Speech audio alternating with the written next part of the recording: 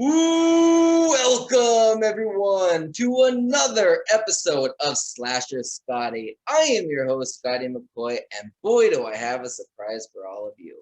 I have on Zoom with me right now, Tracy Bulino. Is that how you pronounce it? Yes, sir. Awesome. And she is going to be playing Holly Brooks in our indie film 72, and she's also the CEO of Run Motivators and the president of the Erin Regan Animal Sanctuary. Hey, Tracy, how are you doing?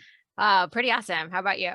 I'm doing great. I'm so glad that you were able to join me. I'm really happy about this. I know part of it was you getting the perk and helping us out with funding our movie. And when I knew what you were doing, I even told Carl, I'm like, even if she didn't like donate this, and I told you this as well, I would love to have you on my show to talk about the animal sanctuary, especially because I'm a big fan of animals and you do amazing things for them, and it's something that really should be appreciated for sure. Thank you.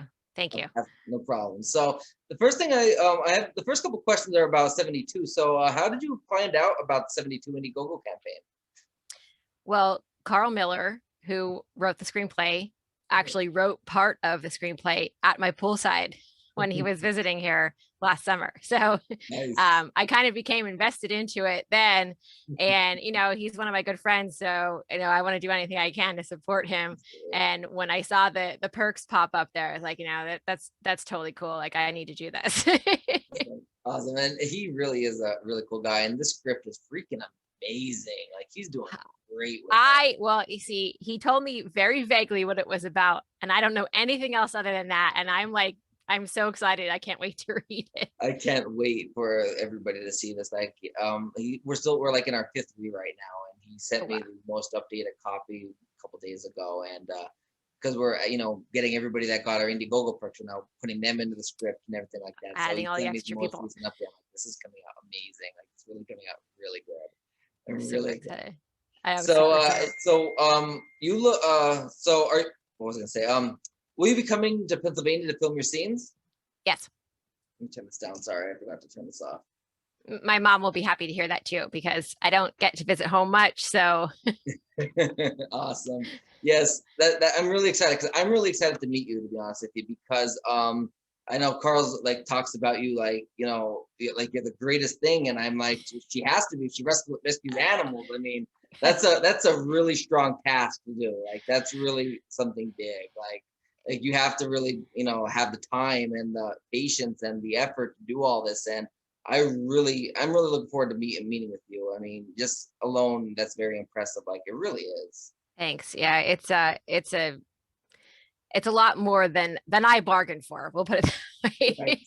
So what do you look forward to the most about filming your scenes? I think just kind of seeing how it's all done. I mean, I've never done anything like this before, so this is kind of like a bucket list thing for me.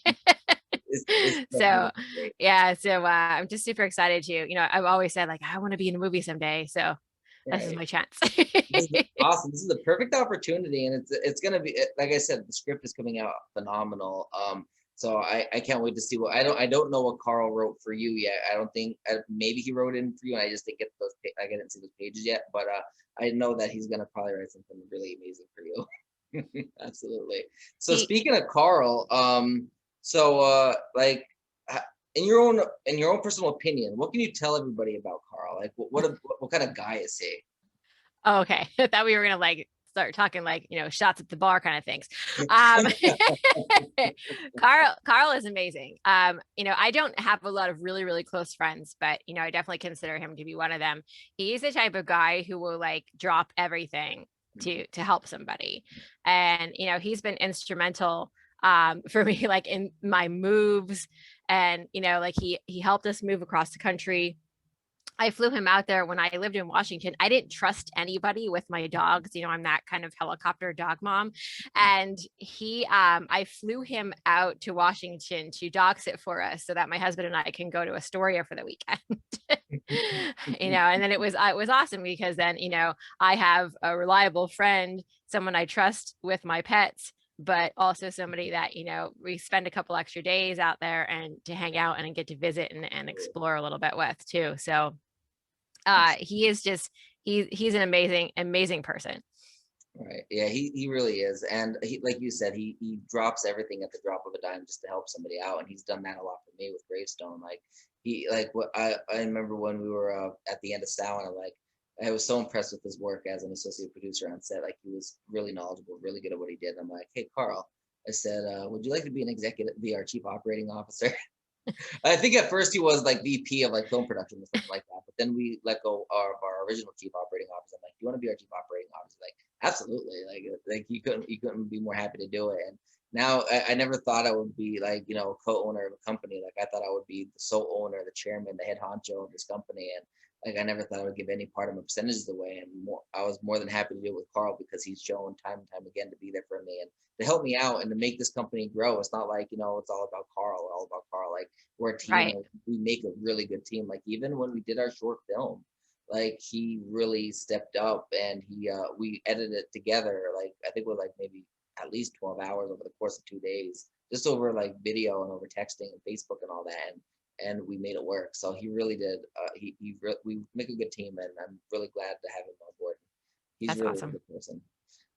So now going into your company, tell us a bit about the Run Motivators and about the Erin Regan Animal Sanctuary. So Run Motivators is a virtual racing company. So Mhm. people can sign up for races or fitness challenges that they can do anywhere in the world. And then they earn finisher medals, t-shirts, and things like that. And I started that 5 years ago. I was actually 5 years ago on May 2nd. We just celebrated our fifth anniversary Awesome. officially. That's Yeah. awesome. So that I never anticipated that it would get as big as it did. And, I'm just one of those people who always said, if I ever win the lottery, I'm going to save animals. And Yeah. so that's basically kind of what happened. So I scaled Run Motivators up to be one of the top 4% revenue earning women owned businesses in the country. Awesome. And, Congrats. as I was climbing that ladder, I, I said to my husband, I'm like, I really want to start the animal sanctuary now. So we started farm hunting and he's a Saints fan. So we ended up down in Mississippi because Mhm. we're about an hour away from Saints Stadium. And we launched the Erin Regan Animal Sanctuary. July 1st of 2019 was our official inception date. And we've been doing that now for almost 2 years. That's awesome. That's really cool. And I mean, it's amazing, like, saving all those animals. So, like, what made you want to open up Erin Regan Animal Sanctuary? I know obviously you love animals, but like, what was the thing that like made you decide, hey, this is the time to do it? Well, I mean, having the financial ability to do it was a major factor, but the driving force behind it was I mean, I've always loved animals. I've, been vegetarian off and on since I was a kid and now like am officially now for like 15 years, but um I um had a miscarriage at 13 weeks pregnant a few years Sorry. back and it was just devastating and then ended up having three more after that. And it was really emotionally just very traumatic for me. And, I finally came to the realization that, my purpose isn't to be a mom. That's not why I'm here. And I thought, there has to be something else out there for me. And I thought, animal rescue is probably that thing. And it just, I just feel like this is my purpose. This is my Right. purpose here in life. Absolutely. And just think of it this way, you're the mom to all of those animals that don't have a mom. You know what I mean? Yeah. So that's Yeah. Yeah. it's bittersweet, really, because like those animals, like they are defenseless. Like like some of them are abused, some of them are abandoned, and people like you swoop in and help them find a home. You know what I mean? Whether you send them to a forever home or you end up keeping them at your place, and give them the love and the care that they deserve. Which actually brings me to my next question. Do you end up like I guess sending them out to people for forever homes, or do they stay at the sanctuary forever? Oh no. Well, the farm animals so far, the farm animals are here probably forever. I mean, we've had donkeys on Pet Finder for adoption, and we've had a couple of people interested, and then it never went anywhere. So, but we just purchased a 40-acre farm with the anticipation that the farm animals are probably staying, so it gives Yeah. us room to expand and grow. But the dogs, however, we do adopt them out, dogs and cats. We have adopted out oh my gosh, over like 125 dogs, I think, so far since we've started. Now, that being said, I do have 9 in my house that are, I guess we consider ours now. 2 of them were on Pet Finder for a very long time and just never had Right. any interest. And they were in the house for so long. And I thought, well, they're just too attached to us. And Right. I couldn't part with them at that point. So I told my husband, I'm like, just take them off Pet Finder. Right. And Nice. then we ended up with another 2 that have medical conditions that, are incurable and no one wants them. So, Right. so now they're ours too. Uh-huh. Well, sorry, Carl, but I know you have a lot of dogs, but take a couple others, Carl. I wish I could have pets at my place. Like I could, but I mean, it's a lot of money just to keep them here. Because I mean, I love them. I know my parents have. We rescued 2 cats. One of them was actually thrown from a moving vehicle that was speeding up our Mm, street, and like was in shock. So we took it in. My terrible. dad wasn't a cat person. We always had dogs. That was our first cat, and my mom wanted to keep it. And they always joke that they almost got divorced over a cat. But they ended up taking it to the SPCA, and this is going to lead into my next question then. But they were going to take it to the SPCA, and the SPCA said we're not accepting any others. We'll accept your cat, but it's going to go immediately into euthanization. And my dad said, "Not absolutely not." He goes, "I don't want a cat because I'm not a cat person, but I am not letting this cat, who's literally not even a year old and didn't even get a chance to really live its life, and have it immediately put to sleep. Like this isn't happening. We're taking it." And my dad had it. Well, then not long after that, like maybe literally like a year to the day for the most part, we end up. Me and my mom, my aunt Luann, and my cousins were going for a little walk, and it was like springtime, and it was a nice day out, but it was you could tell it was going to get ready to rain, and it started to rain, and we were going backwards, and then we heard him meowing, and we seen a cat in the bushes, and we know that it was owned by somebody because they had a collar, but their name I guess was kind of like Mm, ripped off of it, so they couldn't like, so I guess we couldn't find out who it belonged to or whatever. And they ended up abandoning it in the bushes, and we end up it was like had like snuff and everything, like it had some type of cold or whatever. So we brought it back, we took care of it, we got it warm, and then we took it right to the vet, and it had like everything you could think of wrong with it. It had bruises under its fur, which means it was probably beaten, and it had like it had like a respiratory infection, it had of course a common cold and ear infection, like everything you could think of. So they gave us all these different antibiotics. And my dad's joking. He's like, what? He's like, geez, we're taking care of all these animals. Like, we literally have $1 million animals here because like our dog alone, he has so many allergies. We take him to the vet every time like something's wrong. And my dad's like, we have $1 million dog now. We have $1 million cats, oh but yeah, oh we would yeah. never We do know that, anything. we know the vet bill pain. Yeah, exactly. We would never do anything to change that, which does bring me to my next question about euthanization, because a lot of people don't realize that, like, if they, like, these animals, they're not staying in shelters forever. Like, they're gonna be probably euthanized at some point or another just to make room. And it's really sad. It really is, because like some of these animals, like like all the animals are probably adorable and loving and everything. And the fact that they're not even gonna get a chance to, live their lives is really heartbreaking. So like, how do you go about saving them from euthanization? Like, what is the process in like rescuing them? How do you know who's up for euthanization? How do you bring them back to your sanctuary? How do you like work all that out? So a lot of the shelters will post a list of they call them like the at-risk animals, at-risk dogs. They do euthanize cats as well, but Yeah. cats take up a lot less space. And they also, and honestly, they usually don't pick up stray cats. They just let them be stray. Versus the dogs, the dogs are always considered, a public nuisance, or whatever their reasoning behind it is. So the dogs get picked up and they get taken to the shelter. And then also lots and lots of people like to dump their dogs at the shelter and give them up too. So the shelters will post the list of dogs at risk, and the county shelters and animal control facilities have to take in dogs that come in as strays. They have to. They can't reject them. And so when too many dogs are getting brought in as strays, like that animal control is rounding up from around the area, or people are bringing in their dogs to surrender. There's only so many kennels that they have, and once those kennels are full, then pretty much every dog there, for the most part, it becomes at risk. And they start with usually like the dogs that have been there the longest, because they figure, if they're here for 30 days and nobody's adopted them, they're probably not going to get adopted. So they're going to be the first ones to go.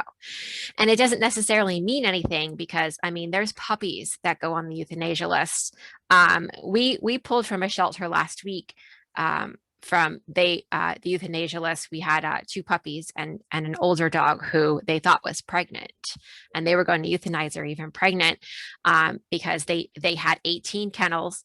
The 18 kennels were full, and so they posted their list and said these dogs need to get out, or they're going to be euthanized once the next dog comes in. So as soon as animal control brings another dog, they have to put one down in order to open up the kennel. So state laws require that they hold the dogs for a certain length of time, which depending on the state, like in Louisiana, I think in Texas, it's 72 hours. I honestly don't know what it is in Louisiana, but in Mississippi, it's 5 days. So those shelters have to hold those dogs for 5 days. Once those 5 days is up, then they could do whatever they want with them, whether it's adopt them out, euthanize them, whatever. And in the South, there's just so many dogs. The overpopulation problem here is just it's astronomical, and it's way worse in these couple of states down in our area than it is anywhere in the country. So that means a lot of dogs are up, unfortunately, on the euthanasia list a lot. And so then what we do is like a lot of networking, is just getting people together. And we have a young gentleman who did some transporting for us last week. He went out to the shelter. He loaded his pickup truck full of dogs from the shelter. He basically cleared out the shelter. And then he took the dogs around to different rescues. I drove out to Louisiana and met him at a veterinary office and got my 3 dogs. And then he went on to his, other locations and dropped dogs off to the different rescues. And we can't always take them in. And that's the thing that sucks, because we don't always have the space either. Mm-hmm. Like right now, like I'm out of kennel space. I have a dog up in my barn in a crate because I found him on the highway myself. I'm waiting for animal control to come get him to take him to a shelter, because I have nowhere to go with them. That's sad. It really is sad. And this, it depends on the question on this, but like for example, if you have a dog, like for example your sanctuary, if the dog is able to be shipped to a loving family, do you ship it cross country, or do you only do local? Oh, we don't do any local adoptions. We Okay. won't adopt out in Mississippi because the overpopulation problem is so bad here. So one of our missions is to help try to somehow control the overpopulation problem. And I don't think we'll ever even put a dent in it. Hopefully through education and things like that, we will. But all of our dogs are shipped. They're transported up north. We have a transport company, or else we do it ourselves. They get loaded into a van in crates. It's very safe. They get, vet papers and, all the paperwork required to transport them across state lines. And they go up to Pennsylvania and they get adopted out there. We have, a couple family members that help us out. My mom is one of them. They'll go out to my mom's house and pick them up at her house, to get adopted. So we do all of the pre-screening and everything in advance. We don't send them up there typically until they have homes to go to. I know, and I don't know when this is gonna be. I know I'm planning on re-signing my lease at this apartment for when it's up in July for 1 more year, just so I can save up. But I'm planning on getting a house, and I know my boyfriend would like to eventually move in with me. So I mean, we always talked about having animals. Like we always wanted to have animals, but we want it to be where we don't have to pay, the $250 every year, and then like $50 to $100 every month after that. Yeah, the That can security become very, fees are. it can become very pricey. This is why I Yeah. can't do it in my apartment. But that's why Right. we're planning on getting a house. We've been together almost 3 years. But I will definitely be reaching out to you. And That's I awesome. would like to adopt some of the dogs, maybe, at least 1 or 2, to start, and see how it would obviously depend what we have. I live in Maryland, but I'm from Pennsylvania, but do live in Maryland. But it would be at least, like I said, I'll have at least another year once I sign my lease again in July. But I would we're definitely looking into a house, and I mean, I would love to because I love animals. I really do. I really do love animals, and I would love to help out as much as I can, because I would love to have my own pets, and I don't want to get a pet that's from, that has no, risk of being euthanized or has no risk of being in a loving home. Like I would love to give an animal that, I don't, so they don't end their life for that, for no good reason, just because Right. of, Right. And the there's so many great dogs and cats that are put down. right? There's nothing wrong with them. Yeah, There's too absolutely. many, and that's just what it comes down to. Right. Do you have chocolate labs there? We don't at the current time. Most of the dogs we get in are mixed breeds. Okay. Um, a lot of lab mixes. Nice. And we've had a few that have looked almost like purebred chocolate labs, Okay. but and actually one that probably was a purebred, and Okay. he was found on the side of the road in a ditch. He was almost dead. Mhm. We had to get 3 blood transfusions Insane. to save his life, but he got adopted out, and I think he was purebred. But it just, you never know. And Yeah. I mean, if we start going to shelters, once we get more space, as I said, we're expanding. So once we have more kennel space, our goal is to be able to go to the shelters and start pulling directly from the shelters. Uh, Nice. so they don't have to go to the euthanasia list, and just to Absolutely. try to clear out some space. So we'll keep an eye open. uh, Absolutely. Yeah. It's really sad though. What, like, it's like these dogs, like their lives, they mean nothing. Like they just wasted space at this point. And it's really yep. sad how that is. And so if anybody that's listening to this, please, reach out, to Tracy, or the Erin Regan Animal Sanctuary on Facebook. That's where I'm gonna let you, you know, tell everybody where they can find you and where they can donate, if they want to help with donations, or if they would like to reach out and adopt an animal, like where they can, do all that information and where they can find you, website, social media, all that stuff. So we are on TikTok, and I think it's ER Animal Sanctuary is the TikTok handle. We have a Facebook page. It's Erin Regan Animal Sanctuary, and also a website, erinregananimalsanctuary.com, and that's spelled ERIN, like the girl's name, and Regan, REGAN. So Yeah. Erin Regan Animal Sanctuary. It's like the longest URL in the entire world, which I'm kicking myself for now because my email address is ridiculous. But that's how to find us. Awesome. You can send us a private message through our Facebook page.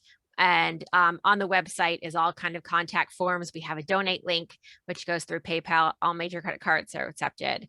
My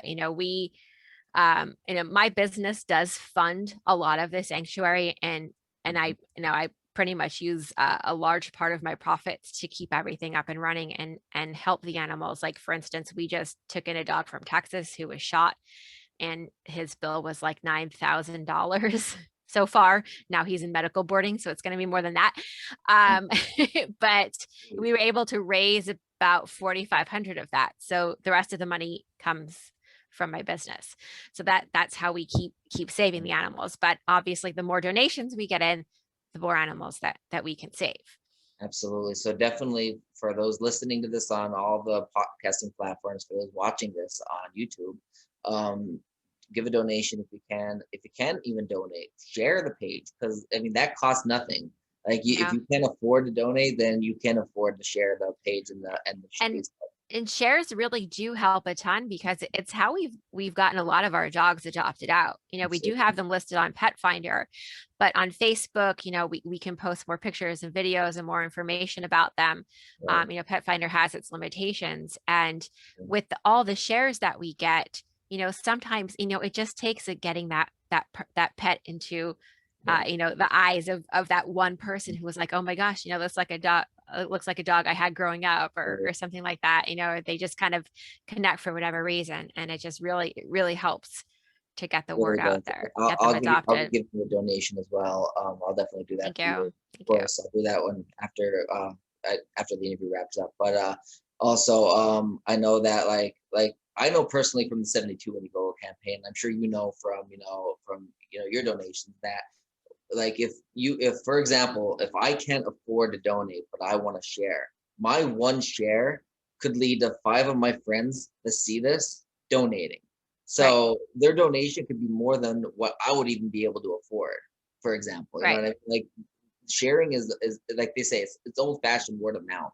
And with Absolutely. social media is Absolutely. a free advertising platform. You can pay to get the reach other markets, but it technically is a free advertising marketing platform. Right. And and if one person shares it, then their friends see it and they could donate or they can share it. And it just circulates throughout the interwebs, and it really can help out as much as saving a dog's life, saving an animal's life. And that's really the goal here. Like, it really is sad, like, these dogs, have to be put through this, and people like yourself, are amazing human beings that you care about these animals and take them in and save them. It really is grateful. And I thank you personally as, an animal lover and Thank an you. animal owner. Well, they have my parents' place, but animal owner, like, I thank you for taking care of them, because I couldn't imagine like my animals being like that. Because I seen my two cats, I know they were abused, and I couldn't think of life without them now. So imagine, like, the dogs that you have and all the other dogs that have been abandoned and abused. It really is horrible. It's very mentally taxing some Yes. days, emotionally. It gets hard to deal with all the, we see a lot of really awful things. Absolutely. It's crazy. And like I said, for anybody listening to this or watching this, give a donation. If you can't donate, I know times are tough with COVID at times, so if you can't donate, give a share. Definitely do it. You do your part, and help. And if you can even go the extra step, definitely adopt a dog if you can. Like, that would be even so much better. But if you can't help financially, that'll even be great as well. Like, definitely do your part and help out the Erin Regan Animal Sanctuary. I thank you so much, Tracy, for joining me. Thank you. Thank you. And like I said, after this, I will save this. I'll send you the link and everything once it's update it. Upload it, and I will be giving you my donation as well, because I definitely believe in this cause. Thank you. Thank you so much. I really Thank you. appreciate You have a that. good rest of your day. You too. Thank you.